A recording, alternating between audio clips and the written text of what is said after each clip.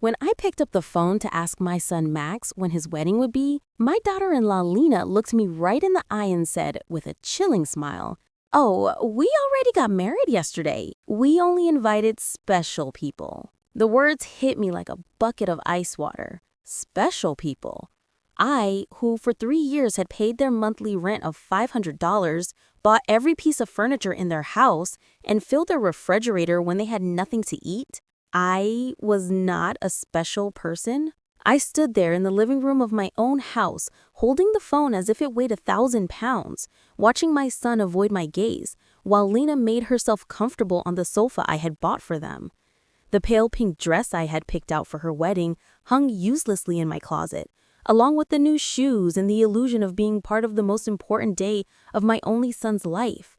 I had spent $200 on that dress, thinking about how nice I would look in Max's wedding photos in which I would never appear.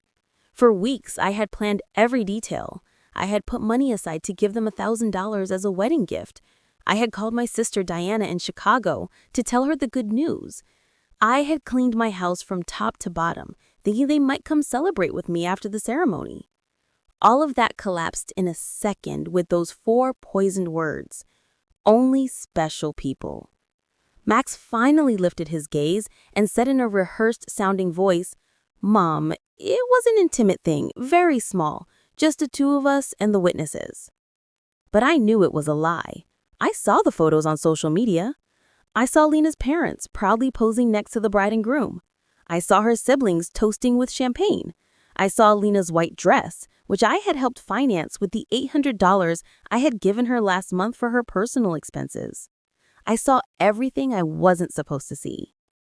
A week later, exactly 7 days after that humiliation, Lena called me with a completely different voice. She was no longer the confident woman who had excluded me from her wedding. Now she sounded desperate, almost pleading.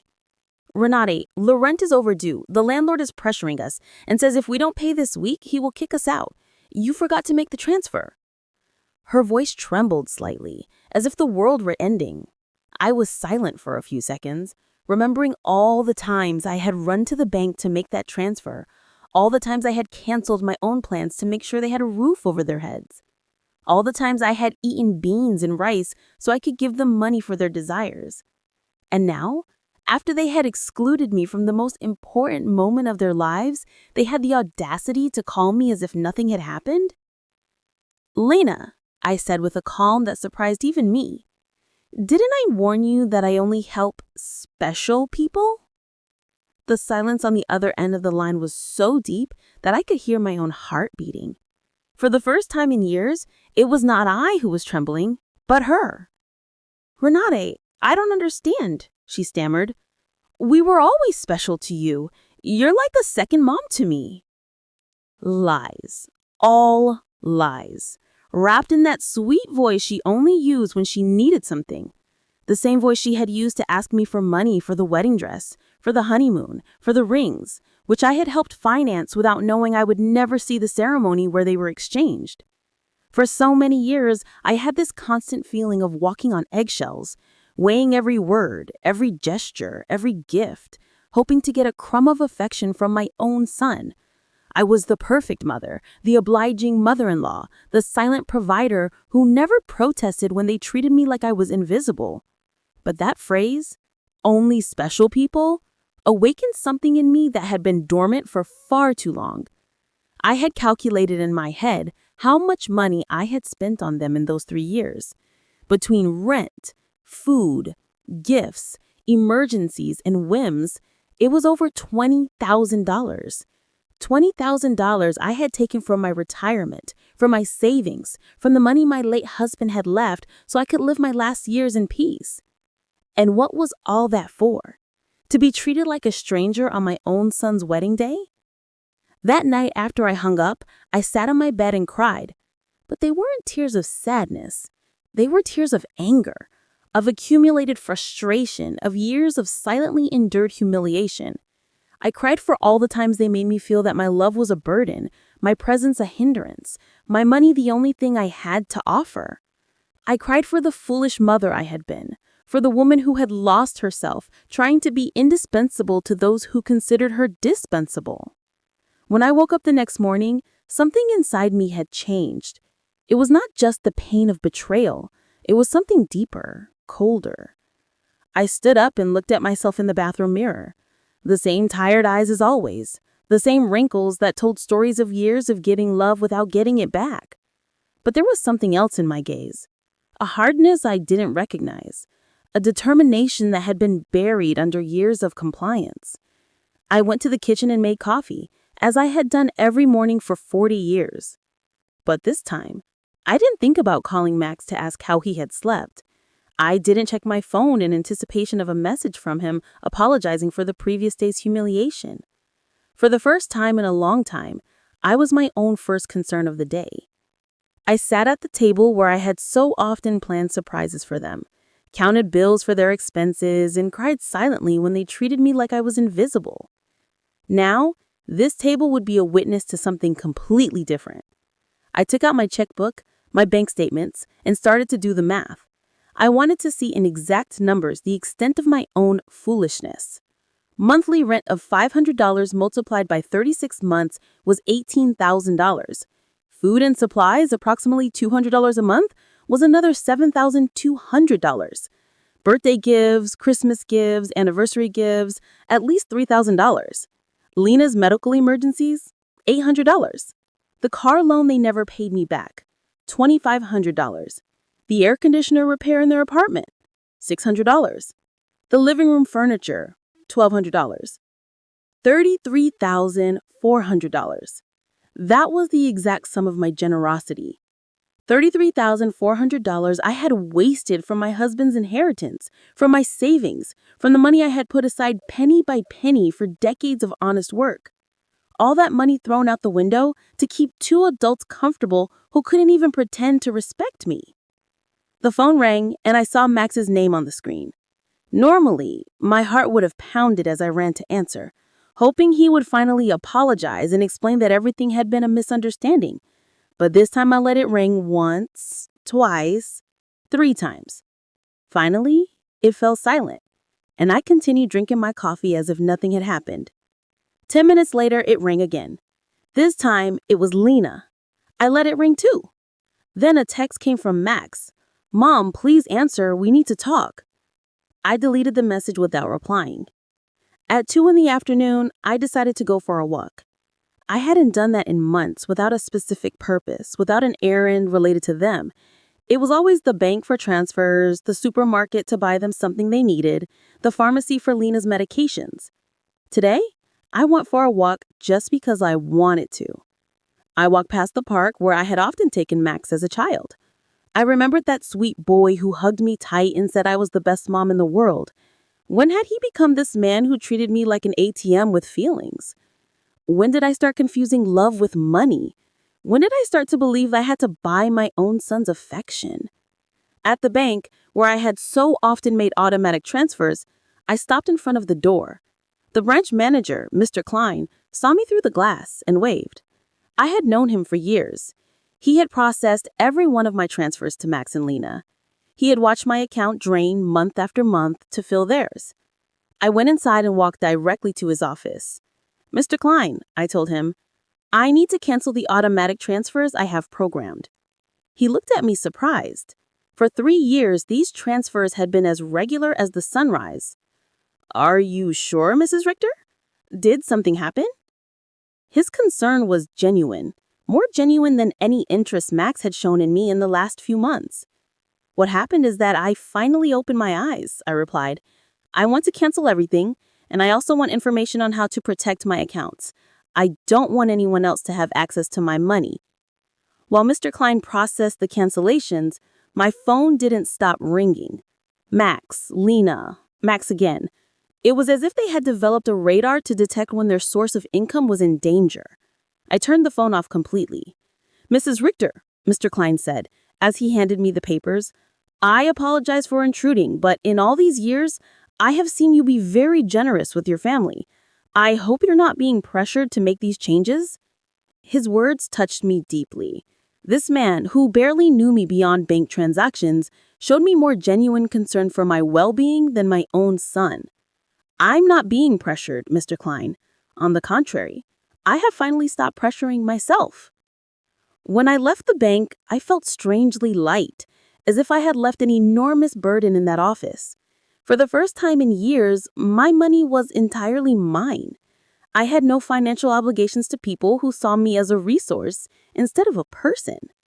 I went home and thought about all the things I hadn't done to please Max and Lena, the trips I hadn't taken to save money for them, the friends I no longer saw because I was always available for their emergencies, the hobbies I had given up because every dollar I spent on myself was a dollar less for their needs. When I got home, I found 3 cars parked in front of my door. Max, Lena's, and one I didn't recognize. I could see movement inside my house through the windows. My blood cold. They had keys. I had given them keys because I trusted them, because I thought they would. Mr. Fisher is from the law firm we consulted about your situation. My situation? The question came out of my mouth with a calm that surprised me. What situation? I'm doing perfectly fine. Max finally lifted his head and looked at me with those eyes that once belonged to an innocent child and now only reflected financial panic. Mom, we went to the bank and they told us you canceled all the transfers.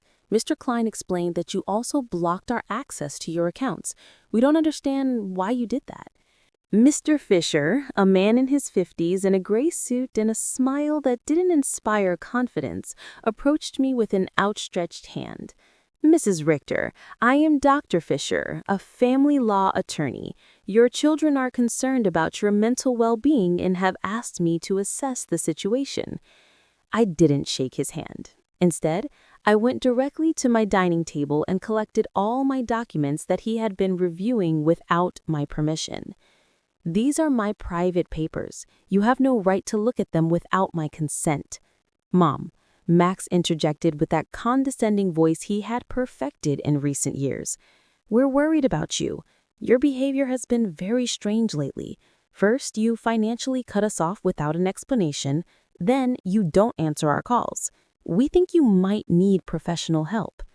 Lena approached and tried to take my hand with that fake tenderness she reserved for moments when she needed something. Rened, honey, we know you're under a lot of stress. Maybe the loneliness is affecting you more than you think. At your age, episodes of confusion are normal. The word confusion echoed in my head like an alarm bell. Now I understood why they had brought the lawyer. It wasn't about helping me. It was about declaring me mentally incompetent and taking control of my finances. The same woman who had told me they only invited special people to their wedding was now treating me like a senile old lady. I am not confused, I said with a firmness that silenced everyone. I am clearer than I have been in years, and you are going to leave my house right now. Mr. Fisher interjected with that professional voice lawyers use when they want to sound reasonable. Mrs. Richter, I understand you feel overwhelmed, but your children have a right to intervene if they believe your ability to make financial decisions is impaired. They have documented several concerning behaviors. Concerning behaviors? The laugh that came from my throat was harsher, almost cruel. Like what? Deciding that my money belongs to me? Deciding to no longer finance the lives of 2 adults who treat me like trash? Lena jumped up as if I had slapped her. We never treated you badly. You are part of our family. Everything you have will belong to us one day anyway. We are just speeding up the process. There was the naked, unvarnished truth. Everything I had would one day belong to them. In their minds, I was already dead, and they were just collecting their inheritance in advance. It didn't matter if I had 70 years or 70 days left. To them, I was just an ATM with legs that had become problematic. Out, I said, pointing to the door. All 3 of you get out of my house. Max stood up with that angry, childlike face he made when he didn't get his way. Mom, we can't just leave. We have obligations. The rent, the car payments, the credit card you co-signed for. You can't just cut us off from one day to the next. I can't. My voice rose for the first time in the entire conversation. Who says I can't? For years, I have paid a rent that wasn't even in my name. I filled a refrigerator in a house where I was not welcome. I financed a life that clearly had no place for me. Mr. Fisher took a folder from his briefcase and placed it on my table. Mrs. Richter, we have prepared some documents that could facilitate this transition. A power of attorney that would allow Max and Lena to manage your finances more efficiently. This would just be temporary until you feel better. I took the folder and, without even opening it, threw it directly into the trash can. The only transition that is going to happen here is yours to the front door. Lena started to cry, but they weren't tears of sadness. They were tears of frustration, of contained rage. You can't do this to us, Rened. We were counting on you. We made plans based on your support. We bought things. We took on financial obligations because we knew we could count on you. Obligations based on my money, I replied. Not on my well-being, not on my happiness, not on my company, just on my money.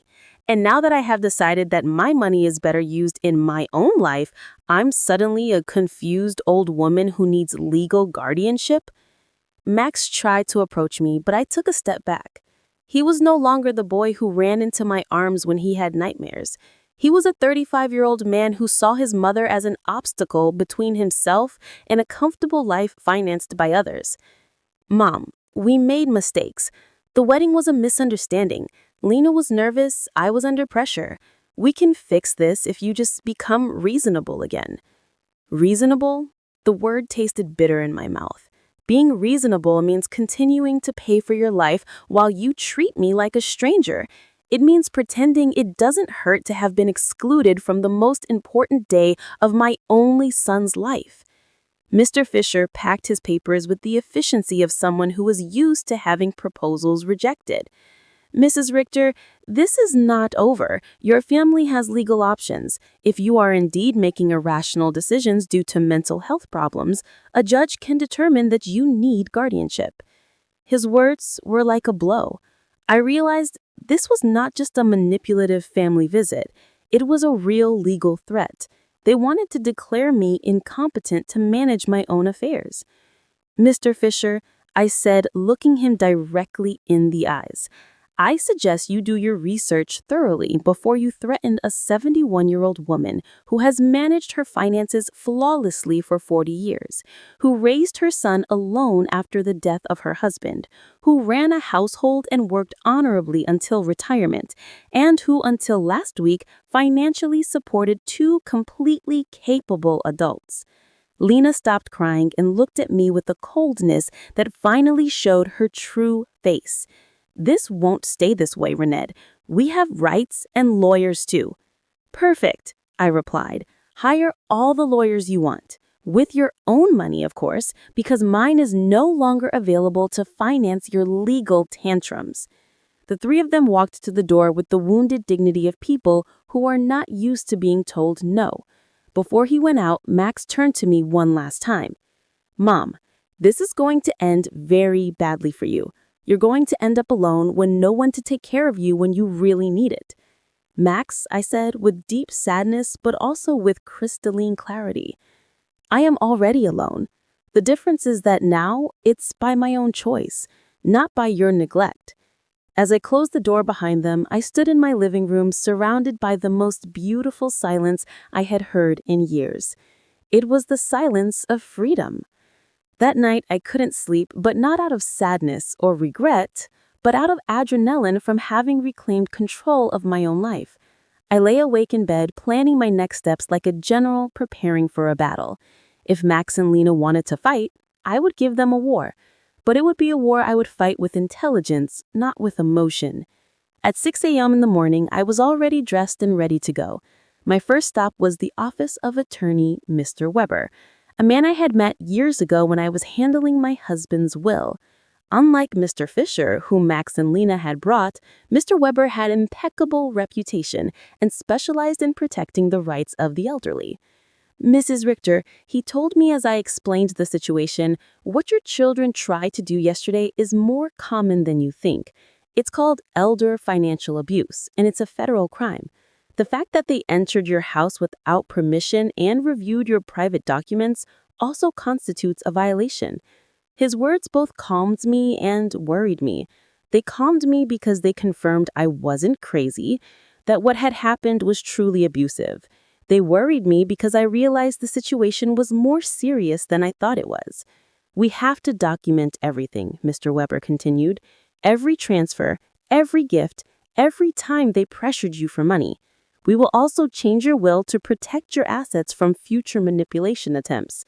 We spent 3 hours reviewing my financial records. He whistled when he saw the total sum, $34,100 in 3 years. Mrs. Richter, with this money, you could have lived comfortably, traveled, and enjoyed your retirement.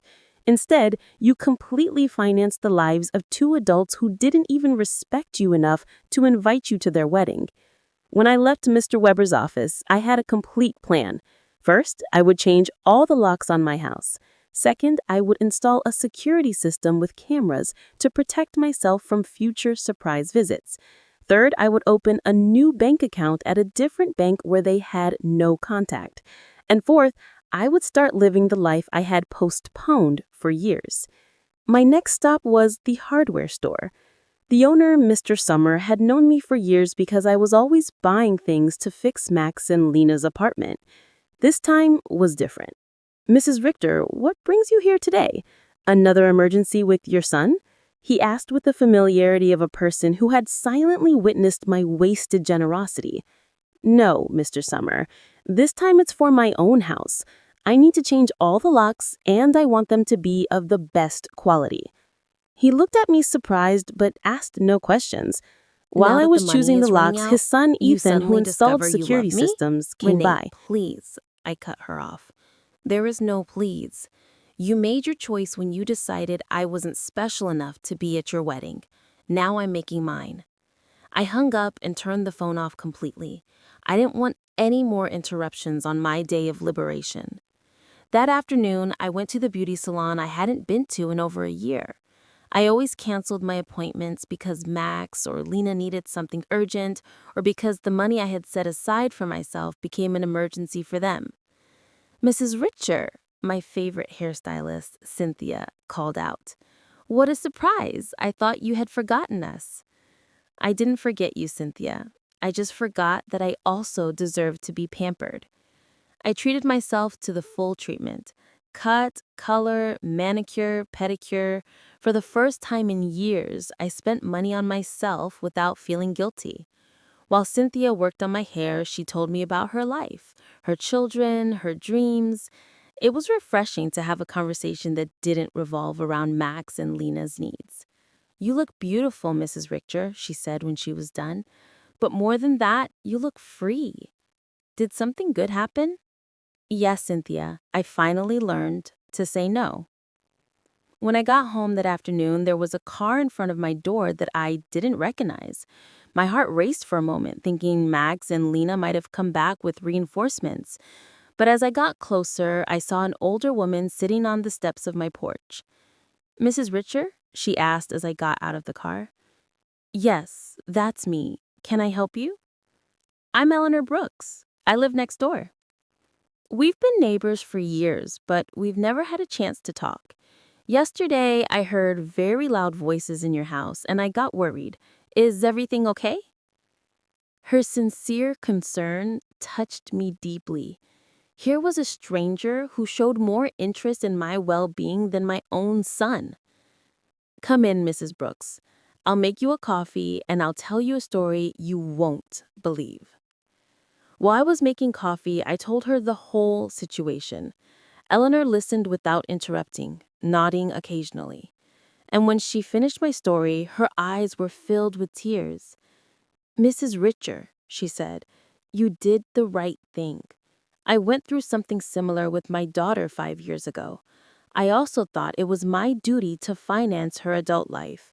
I also believed they wouldn't love me if I didn't give them money. What happened? I cut off the money. When I realized they only called me when they needed something. At first, it was terrible. They threatened me, emotionally blackmailed me, tried to make me feel guilty. But after 6 months, my daughter called to genuinely apologize. Now we have a real relationship based on love, not on money. Her words gave me hope and confirmed that I had made the right decision. Do you think Max and Lena will understand one day? Maybe yes, maybe no, she answered honestly. But that's no longer your responsibility, Mrs. Richter. Your responsibility now is to live your own life. That night, for the first time in 3 years, I went to bed without worrying about whether Max and Lena had money for rent, for food, for their whims. I went to bed thinking about myself, my plans, my future, and I slept better than I had in years. The next day, Ethan and Mr. Summer came at 8 in the morning to change the locks and install the security system. While they worked, my phone didn't stop ringing from unknown numbers. Lena was still trying to contact me from different phones, but I had developed a new skill, completely ignoring calls that didn't suit me. Mrs. Richter, Ethan said as he installed the cameras, this system will give you absolute peace of mind. You can see from your phone who is coming to your house even when you're not here. And if someone breaks in without permission, an alert is automatically sent to the police. The irony was not lost on me. I was installing a security system to protect myself from my own son, but it didn't hurt as much as it used to. It was simply a practical measure to maintain my newfound peace. While they were working, I decided to do something I hadn't done in years: call my sister Diana in Chicago. We had lost touch because every time we talked, I would tell her about Max and Lena's successes, about how much money I had spent on them, about how proud I was to be able to help them. I now realized that our conversations had become financial reports disguised as family news. "Renee," Diana answered, surprised. "Sister, how are you? We haven't spoken in months." "I'm good, sister. Better than good. I'm calling you to tell you that I've finally come to my senses." I told her the whole story from the beginning: the secret wedding, the humiliation, the visit with the lawyer, my decision to cut off the funding. Diana listened to me in silence, and when I was done, her answer surprised me. "Renee, sister, it was about time." Every time we spoke, it broke my heart to hear you brag about how much money you gave them, as if love could be measured in dollars. I wanted to tell you something, but I didn't know how. "What did you want to tell me?" "That Max never spoke lovingly about you when I saw him at family gatherings. It was always, 'My mom helped me with this,' or 'My mom bought me that,' but never, 'I miss my mom,' or 'I love my mom.' It was as if you were a service provider, not a person." Her words hurt, but it wasn't necessary pain. Like when a doctor cleans an infected wound, it hurts, but it's part of the healing process. "You know what else I noticed?" Diana continued. "Lena always spoke about you in the future tense. When Renee is no longer here, we can remodel her house. Or when we inherit, we will invest in the business. As if they were waiting for you to die to really live." This revelation hit me like a bucket of ice water. They didn't just see me as an ATM, they saw me as a temporary obstacle between them and their money. While I was trying to make them happy, they were planning their future without me. I sat in my kitchen processing all this information. Years of marriage to a man who truly loved me, 35 years of raising my son alone after my husband's death, and 3 years of financing two adults who saw me as a $100,000 obstacle. The doorbell rang, and on the new cameras, I saw that it was Eleanor with a mug in her hands.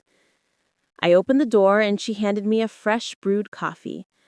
"I thought you might need some company after everything you told me yesterday," she said with that sincere smile I had already come to appreciate. We sat in my living room, and Eleanor told me more details from her own experience. "My daughter said the exact same thing that Lena says to you. You're like a second mom to me. We're special to you. Everything will be ours one day anyway." Those are rehearsed phrases, Mrs. Richter. They learned them from the Emotional Manipulation Handbook. Do you think such a handbook exists? I asked, half jokingly. Not officially, but it seems everyone reads from the same book.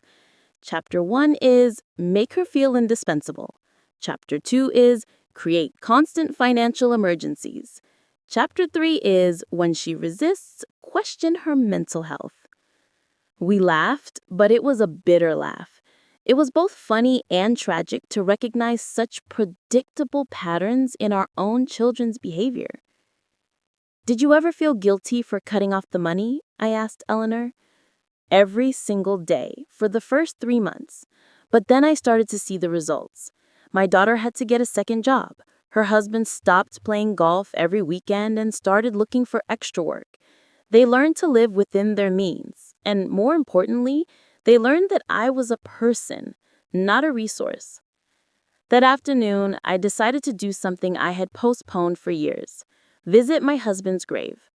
I always made excuses not to go because Max or Lena needed something urgent or because the cab fare was better invested in one of their emergencies. The cemetery was quiet and beautiful. Robert's grave looked a bit neglected because I hadn't been there to clean it in months. I sat on the grass next to his headstone and talked to him as if he were alive. Robert, my love, I think I lost myself for a while.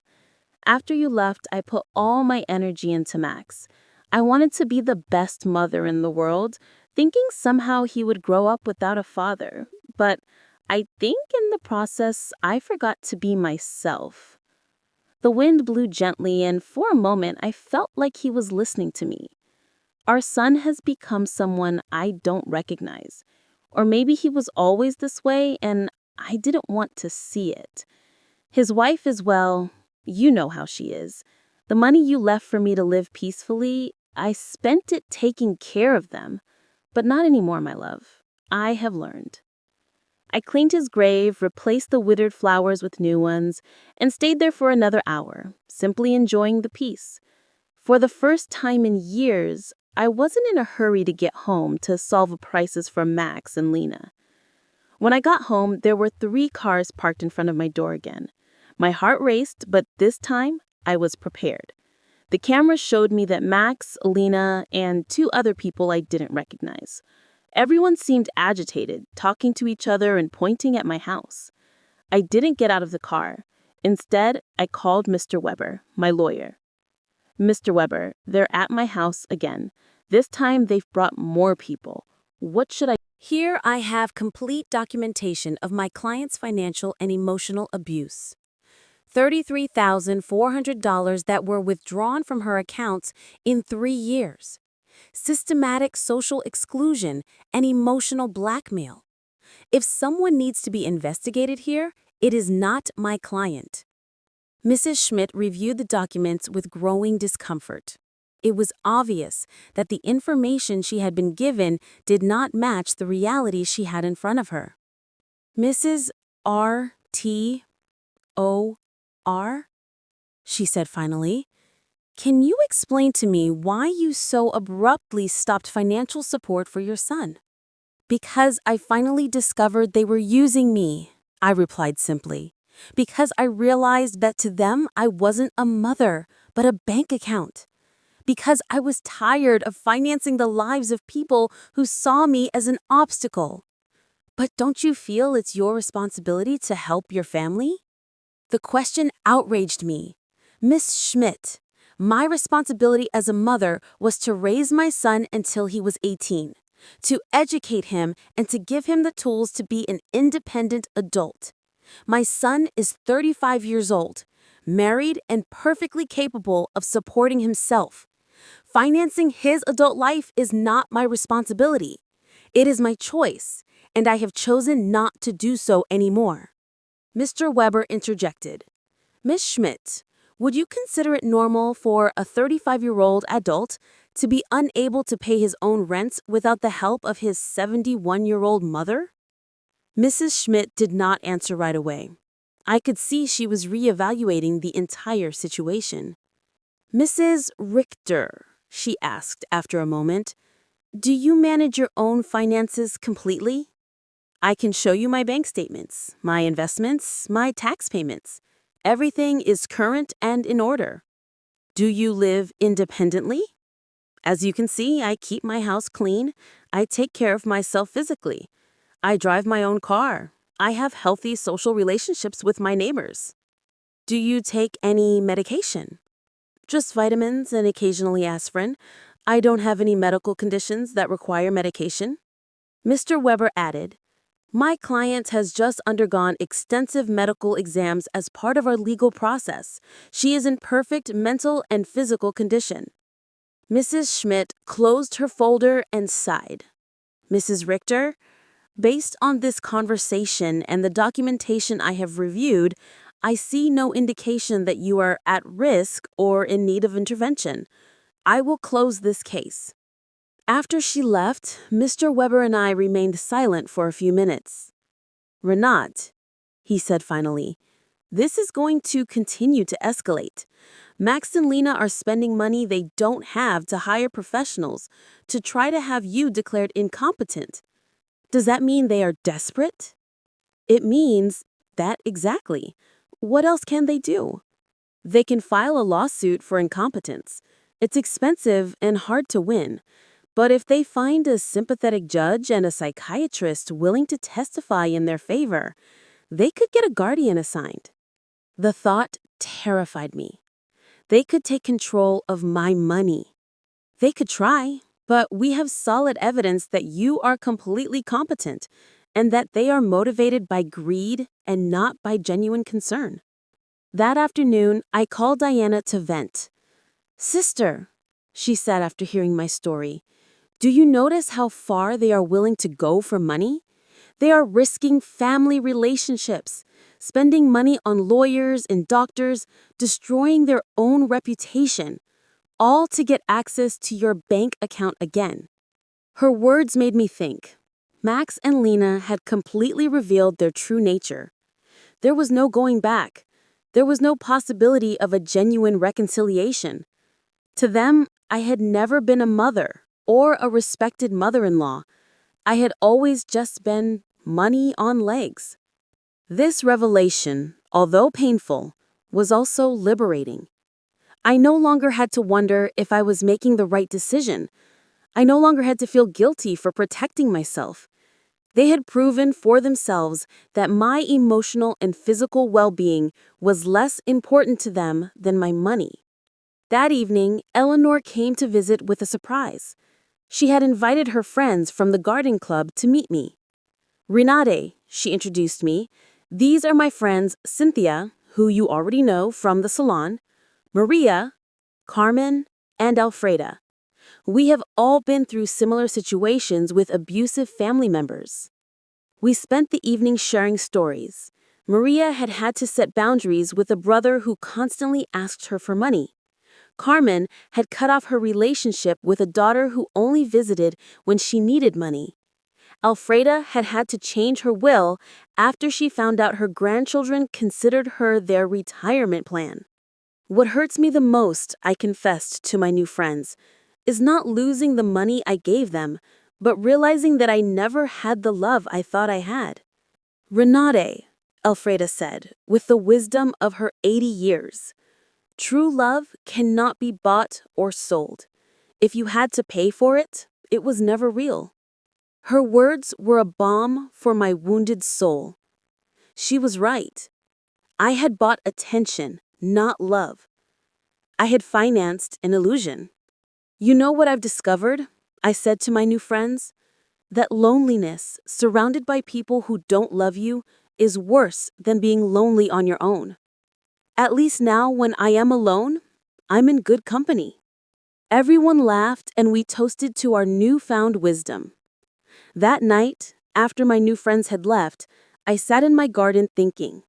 The stars shone brighter than ever, or perhaps I was seeing them with clearer eyes. For the first time in my adult life, I was completely alone financially. I had no dependents, no financial obligations to anyone but myself. And instead of scaring me, this reality excited me. I could travel when I wanted, I could remodel my house. I could buy myself nice clothes. I could donate to charities that were important to me. I could invest in my own future instead of financing the present of ungrateful people. Freedom tasted like hope. And for the first time in years, I wanted to plan my future. A month after the psychiatrist's visit, I thought I had finally won the war. I had settled into a beautiful routine. I calmly had breakfast and read the newspaper. I tended to my garden, had lunch with Eleanor or one of my new friends. And in the afternoons, I devoted myself to activities I had given up for years. I had started painting again, something I was passionate about before I became Max and Lena's personal financier. But on a Thursday morning, while I was painting flowers on my new easel, Mr. Weber came to my house with a grim expression that made my blood run cold. "Renat, we need to talk. Max and Lena have filed a formal lawsuit for mental incompetence in family court. They are requesting to have a legal guardian assigned to you." The words fell on me like stones. I knew it was a possibility, but hearing it out loud made it terrifyingly real. Does that mean they can take control of my money? If a judge determines that you are unable to manage your affairs, yes, he could place Max as your legal guardian, which would give him full control over your finances. I sat down heavily on my sofa, feeling the weight of the deepest betrayal I had ever experienced in my life. My own son was trying to legally declare me incompetent to steal my money. "Mr. Weber, what evidence could we have? You've seen yourself that I'm completely competent." "They have statements from 3 witnesses who claim you have behaved erratically. They also submitted unpaid doctor's bills that you supposedly didn't pay and medications that you supposedly hoarded without taking them." "But that's a lie. I don't have any outstanding doctor's bills or hoarded medications." "I know, Renat, but they have fabricated convincing evidence. They also have the statement from Dr. Lavin that states you refused to cooperate with a psychiatric evaluation, which they interpret as proof of mental decline." The manipulation was diabolical. They had turned my refusal to undergo an unnecessary exam into proof of a mental illness. They had used my instinct to protect myself from them as proof that I needed protection. Who were the 3 witnesses? Mr. Weber looked through his documents. Lena, of course, a neighbor named Mr. Davis, and someone who claims to be your pharmacist, Mr. Green. Mr. Davis was the neighbor across the street, an annoying man who had always had problems with me because my friends sometimes parked in his house. Mr. Green was indeed my pharmacist, but I didn't understand what he could have against me. "I need to talk to Mr. Green," I told Mr. Weber. "Something's not right." We went to the pharmacy together that afternoon. Mr. Green received me surprised and nervous. "Mrs. Richter, it's good to see you." "How are you, Mr. Green? I was told you signed a statement saying I show erratic behavior with my medications." His face turned red like a tomato. "Mrs. Richter, your daughter-in-law came in a few weeks ago and asked about your medications. She said she was worried because you were acting strangely." "And what did you tell her?" "I explained to her that you